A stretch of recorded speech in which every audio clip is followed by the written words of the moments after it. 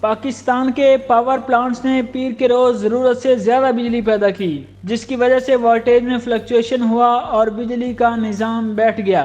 اس بات کا انکشاف غیر ملکی خبر رساں ادارے رائٹرز کی جانب سے جائزہ لی گئی ایک حکومتی دستاویز میں ہوا۔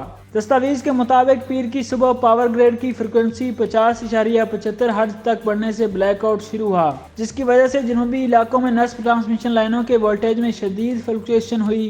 گریڈ آپریٹرز گریڈ کی فریکوینسی کو 50 ہرٹز پر مستحکم رکھنے کی کوشش کرتے ہیں، لیکن 0.05 ہرٹز سے زیادہ اتار چڑھاؤ کو عام طور پر غیر معمولی سمجھا جاتا ہے۔ نوٹ کے مطابق بریک ڈاؤن سے قبل ہی گریڈ کی فریکوینسی 50.30 ہرٹز تھی۔ این ٹی ڈی سی کے جنرل منیجر سجاد اختر نے منگل کے روز تیار کیے گئے اپنے نوٹ میں لکھا کہ ٹرانسمیشن لائنوں کی فریکوینسی فلکچویشن نے سسٹم کو ٹرپ کیا، جس کے نتیجے میں شمالی اور جنوبی نظام ایک دوسرے سے علیحدہ ہو گئے۔ تاہم اب تک یہ وجہ سامنے نہیں آئی کہ سپلائی ڈیمانڈ سے زیادہ کیوں ہوئی۔ نوٹ میں لکھا گیا کہ جب ٹرانسمیشن لائنیں ٹرپ ہونے کے بعد شمالی اور جنوبی گریڈ سسٹم سے کٹ گئے تو ملک بھر میں تقریباً 11.35 گیگا واٹ کے پاور پلانٹس چل رہے تھے۔ تاہم ان لائنوں کے سسٹم سے کٹنے کے بعد شمالی گریڈ میں طلب ممکنہ طور پر سپلائی سے کہیں زیادہ ہو گئی۔ رپورٹ کے مطابق جب جنوب میں موجودہ گیس سے چلنے والے یونٹس نے کام کرنا شروع کیا، جس کے بعد ہائیڈرو پلانٹس کو مسلسل کام کرنے اور شمالی گریڈ میں بجلی کی بحالی کے عمل کو شروع ہونے میں تقریباً 10 گھنٹے لگے۔